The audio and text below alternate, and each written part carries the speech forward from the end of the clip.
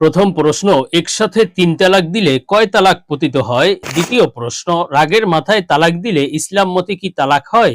তৃতীয় প্রশ্ন, স্বপ্নে বিড়াল দেখলে কি হয়? বিড়াল স্বপ্নে দেখার বিস্তারিত ব্যাখ্যা জানাবেন। চতুর্থ প্রশ্ন, শেখ, দা, বটি, ছুরি ডিঙ্গিয়ে গেলে কি ক্ষতি হয়, কি অমঙ্গল হয়? পঞ্চম প্রশ্ন, সহবাসের সময় স্বামী স্ত্রী একে অপরের গোপনাঙ্গ দেখতে পারবে কিনা? আসসালামু আলাইকুম ওয়া রাহমাতুল্লাহি ওয়া বারাকাতুহু। আলহামদুলিল্লাহি রাব্বিল আলামিন, ওয়াসসালাতু ওয়াসসালামু আলা সাইয়্যিদিল মুরসালিন। প্রিয় দর্শক, অত্যন্ত গুরুত্বপূর্ণ অনেক প্রশ্ন আমরা আপনাদের কাছ থেকে পেয়েছি। আজকের এই ভিডিওতে তোর মধ্য থেকে উল্লিখিত নির্বাচিত গুরুত্বপূর্ণ 5টি প্রশ্নের জবাব নিয়ে বিস্তারিত আলোচনা করবে ইনশাআল্লাহ। সুতরাং মনোযোগ সহ ভিডিওটি শেষ পর্যন্ত দেখুন। আর আপনার কোনো প্রশ্ন থাকলে অবশ্যই কমেন্টে লিখে যান, আমরা পরবর্তী ভিডিওতে জবাব দেওয়ার চেষ্টা করব ইনশাআল্লাহ। তো প্রিয় দর্শক, আমরা সরাসরি প্রশ্নের জবাবে চলে যাই। একটি প্রশ্ন ছিল, রাগের মাথায় তালাক দিলে ইসলাম মতে কি তালাক হয়? দেখুন, হাদিসের মধ্যে স্পষ্ট রয়েছে যে সালাসুন জিদ্দুহুন্না জিদ্দুন ওয়া হাজলুহুন্না জিদ্দুন। 3টে জিনিস এমন আছে যেগুলো ইচ্ছাকৃত করলেও হয়, আবার অনিচ্ছাকৃত হাসমস্কারি করলেও এমন হয়, আবার রাগের মাথায় করলেও ওই একই বিধান, যে এতে ওই বিষয়গুলো পতিত হয়ে যায়, সংগঠিত হয়ে যায়। প্রথমত হলো তালাক, দ্বিতীয়ত হলো আজাদ করা, গোলাম আজাদ করা, তৃতীয়ত হলো বিবাহ। এই বিবাহ, আজাদ এবং তালাক এগুলো আপনি ইচ্ছে করে করেন, হাসমস্কারি করে করেন, রাগের মাথায় করেন, প্রত্যেকটার মাধ্যমে সংগঠিত হয়ে যায়। এজন্য রাগের মাথায় তালাক দিলেও তালাক পতিত হয়ে যাবে। এজন্য আর সাধারণত আসলে মানুষ তো রাগের মাথায় তালাক দেয়। বাঙালি রাগ ছাড়া তো সাধারণ বুঝে শুনে তালাক দেয় না, বা সুস্থ মস্তিষ্কে বা বুঝে শুনে শান্তি প্রিয় ভাবে তো তালাক দেয় না। যখন রাগ হয় তখন গোষ্ঠী শুদ্ধ তালাক দিয়ে দেয়, হাজার হাজার তালাক ফেলে দেয়। তো এই বিষয়গুলো তো আসলে এই তালাকের বিষয়টি রাগের মাথায় হয়। এজন্য তালাক যেহেতু একেবারে নিকৃষ্ট একটি বিষয়, রাগ আসলেও আপনার নিজেকে সংবরণ করা জরুরি। তালাক রাগের মাথায় দিলেও হয়ে যায়, আবার ইচ্ছাকৃত হাসমস্কারি করলেও হয়ে যায়। সুতরাং সাবধান থাকা চাই। তো আমরা পরবর্তী প্রশ্নের জবাবে চলে যাই। প্রশ্ন ছিল, স্বপ্নে বিড়াল দেখলে কি হয়? বিড়াল স্বপ্নে দেখার বিস্তারিত ব্যাখ্যা দয়া করে জানাবেন। দেখুন, স্বপ্ন আল্লাহ সুবহানাহু ওয়া তাআলার পক্ষ থেকে বান্দাদের জন্য একটি হাদিয়া এবং উপহার। আল্লাহ তাআলা স্বপ্নের মাধ্যমে বান্দাকে বিভিন্ন সময় বিভিন্ন বার্তা দিয়ে থাকেন, কখনো সুসংবাদের বার্তা, আবার কখনো সতর্ক বার্তা। আল্লাহ তাআলা যে স্বপ্নগুলো দেখান সেগুলো কিন্তু অবশ্যই সত্য এবং সহি স্বপ্ন, এবং তার সত্য ও সহি ব্যাখ্যাও রয়েছে। তো আজকে প্রশ্নের ভিত্তিতে আমরা এমনই কিছু গুরুত্বপূর্ণ স্বপ্নের ব্যাখ্যা সম্পর্কে আলোচনা করব। নির্ভরযোগ্য স্বপ্নের ব্যাখ্যার কিতাব আল্লামা ইমাম মুহাম্মদ ইবনে সিরিন রহমাতুল্লাহ আলাইহির তাবির রুইয়া কিতাব থেকে হযরত মুহাম্মদ ইবনে সিরিন রহমাতুল্লাহ আলাইহি স্বপ্নে বিড়াল দেখার ব্যাখ্যা সম্পর্কে বলেছেন, স্বপ্নে কোনো ব্যক্তি যদি বিড়াল দেখে, এই বিড়াল স্বপ্ন দেখার একটি সাধারণ ব্যাখ্যা হলো কোনো চোর সংশ্লিষ্ট ব্যাখ্যা হতে পারে, বা কোনো চোর সংশ্লিষ্ট বিষয় আপনার জীবনে আসতে পারে। এর বিস্তারিত ব্যাখ্যা হলো, স্বপ্নে যদি কোনো ব্যক্তি পরিচিত বিড়াল দেখে, নিজের বাড়ির বিড়াল অথবা আশপাশের কোনো যে এমন বিড়াল দেখলো স্বপ্নের মধ্যে যেই বিড়ালকে সে চিনে, এমন স্বপ্ন দেখলে তাহলে বুঝতে হবে যে এটি তার কোনো পরিচিত ব্যক্তি তার কোনো জিনিস চুরি করতে পারে, তার বাড়িতে চুরি করতে পারে। আর স্বপ্নে যদি কোনো অপরিচিত বিড়াল ঘরে প্রবেশ করতে দেখে তাহলে বুঝতে হবে কোনো অপরিচিত ব্যক্তি চোর তার ঘরে বা তার জিনিস চুরি করতে পারে।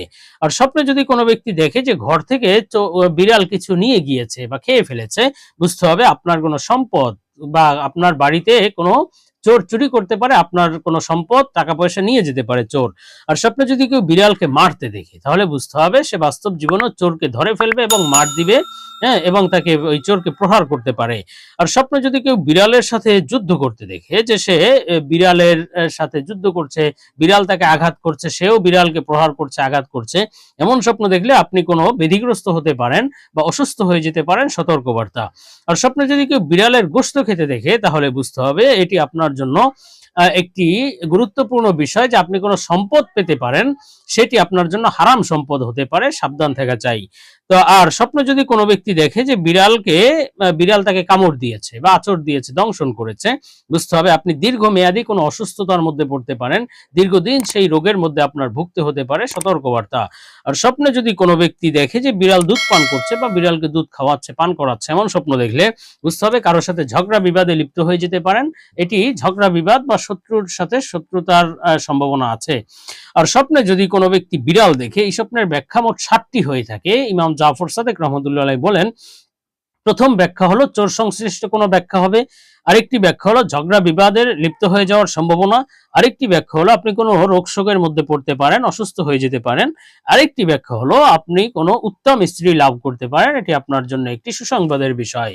তো আমরা পরবর্তী প্রশ্নের জবাবে চলে যাই। প্রশ্ন ছিল, শেখ, দা, বটি, ছুরি ডিঙিয়ে গেলে কি ক্ষতি হয়?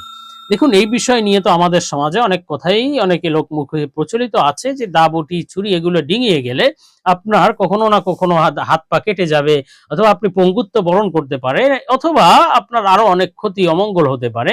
অনেক কথাই প্রচলিত আছে, তবে এই কথাগুলো ইসলাম শরীয়ত এগুলো সমর্থন করে না, কোরআন হাদিস এগুলো বর্ণনা করেনি।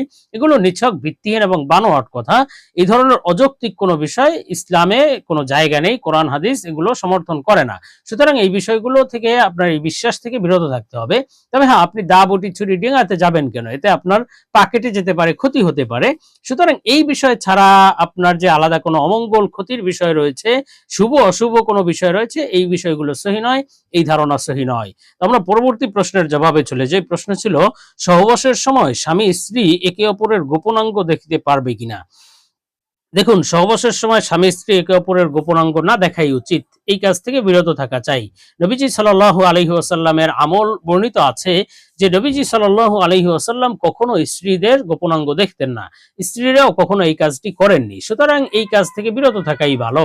এছাড়াও কিতাবের মধ্যে এই বিষয়ের কারণে, অর্থাৎ গোপনাঙ্গের দিকে তাকালে দৃষ্টিশক্তি লোপ পেতে পারে, স্মৃতির শক্তির উপর প্রভাব পড়তে পারে, এজন্য এই বিষয় থেকে বিরত থাকা চাই। তবে হ্যাঁ, কখনো যদি আপনার এমন হয়ে যায় বা কখনো যদি করে ফেলেন, অথবা আপনার যদি কখনো উত্তেজনা আনতে যদি এই বিষয়টি কখনো করেন, এর মাধ্যমে যে গুনাহ হবে, ক্ষতি হবে, বা কোনো আপনার হারাম বিষয়ের মধ্যে আপনি জড়িয়েছেন এমন নয়, এটা জায়েজ। যেহেতু স্বামী স্ত্রীকে একে অপরের উপর আল্লাহ হালাল করে দিয়েছেন, সর্বাঙ্গই দেখা জায়েজ। যদিও এটা অনুত্তম, তবে দেখা জায়েজ আছে, দেখলে গুনাহ হবে না। আমরা পরবর্তী প্রশ্নের জবাবে চলে যাই। প্রশ্ন ছিল, একসাথে ৩ তালাক দিলে কয় তালাক পতিত হবে? দেখুন, একসাথে ৩ তালাক দিলে যে কয় তালাক পতিত হয়, বিষয়টি ইখতিলাফি বা মতভেদপূর্ণ মাসালা। এটাই মোটামুটি ৩টি মত পাওয়া যায়। একটি হলো শিয়ারা যেই কথা বলে থাকে, একসাথে ৩ তালাক দিলে এক তালাকও হয় না, কোনো তালাকই পতিত হয় না, এটা শিয়াদের মত। আর এই বিষয়টি একেবারে বানোয়াট, ভ্রান্ত। কোরআন হাদিসে এই বিষয়ের কোনো দলিল নেই যে একসাথে ৩ তালাক দিলে কোনো তালাকই হবে না।